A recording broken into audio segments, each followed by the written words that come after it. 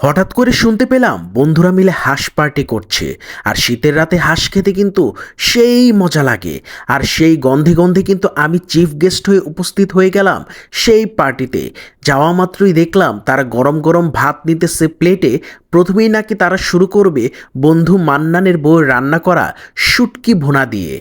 তারপর এদিক দিয়ে সজীব বন্ধু পার্সেল রেডি করতেছে কার জন্য জানেন? আমাদের বন্ধু শাহিদুল আলমের জন্য। সে নাকি অসুস্থ। আর আমি যখন রানটা নিয়ে মুখের মধ্যে দিয়ে একটা কামড় দিলাম, ভাইরে ভাই কি মজা! বন্ধু সৈকত তো পুরো রান মুখের ভিতর দিয়ে দিছে। লন্ডন থেকে ফিরে আসে সেই বন্ধু তানবীর, সেই দেশীয় হাঁস খেয়ে বলতেছে ওয়াও। এদিক দিয়ে বন্ধু নিপুণ তো সেই লেভেলে আছে। আর বন্ধু মিঠু বলতেছে সেই সেই মজা হয়েছে। আর সজীব বন্ধু তো সেই যে বাবুর্চির কাজ করতেছে বাড়াবাড়ির মধ্যে, তার আর শেষ হয় না। বন্ধু মান্নান কিন্তু সাথী নামক সেই ডেকটা নিয়ে বসে গেছে খাওয়ার জন্য।